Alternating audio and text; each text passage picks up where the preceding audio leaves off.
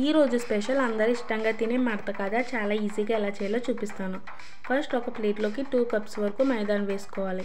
దీంట్లోనే చిటికెడు ఉప్పు, కాచి చల్లార్చి పెట్టుకునే నెయ్యి వేసుకొని 2 మినిట్స్ వరకు బాగా మిక్స్ చేసుకోవాలి. ఈ విధంగా మిక్స్ చేయడం వల్ల నెయ్యి అనేది పిండికి బాగా అబ్జర్వ్ అవుతుంది. ఇప్పుడు కొద్దిగా వాటర్ యాడ్ చేసుకుని చపాతీ ముద్దలాగా మిక్స్ చేసుకోవాలి. వాటర్ అనేవి ఒకేసారి వేయకూడదు, తక్కువగా వేసుకొని చూపించిన విధంగా మిక్స్ చేసుకోవాలి. పిండి అనేది బాగా లూజ్గా ఉండకూడదు, చూడండి చూపించిన విధంగా ఉండాలి. ఇప్పుడు ఫ్లోర్ పైన పొడి పిండి వేసుకోవాలి. చపాతీలాగా పల్చగా షీట్ లాగా రెడీ చేసుకోవాలి. ఎంత పల్చగా వస్తే మనకి మడత కాజా అనేది అంత పర్ఫెక్ట్గా వస్తుంది.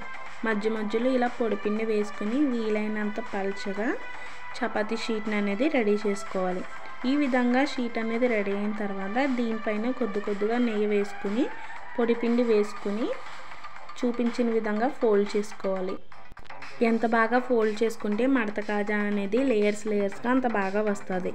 చాలా జాగ్రత్తగా ఫోల్డ్ చేసుకోవాలి, ఎక్కడ బ్రేక్ అవ్వకూడదు. ఈ విధంగా ఫోల్డ్ చేసుకున్న తర్వాత ఎడ్జెస్ మొత్తం అడ్జస్ట్ చేసుకోవాలి. ఇంచు వరకు చూపించిన విధంగా మొత్తం కట్ చేసుకుని పక్కన పెట్టేసుకోవాలి.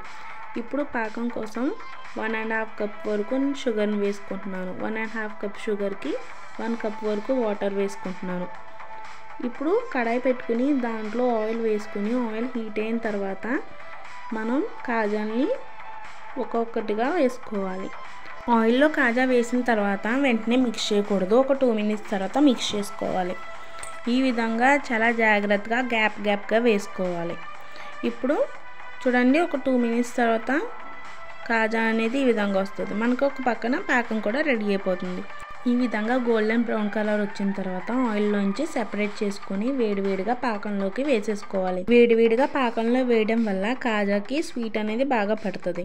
ఒక అరగంట వరకు మూత పెట్టేసి ఉంచేస్తే టేస్టీగా మన కాజా అయితే రెడీ అయిపోతుంది. మీరు కూడా ఒకసారి రెసిపీ ట్రై చేసి ఎలా వచ్చిందో చెప్పండి. రెసిపీ నచ్చినట్టయితే like, share and subscribe for more video.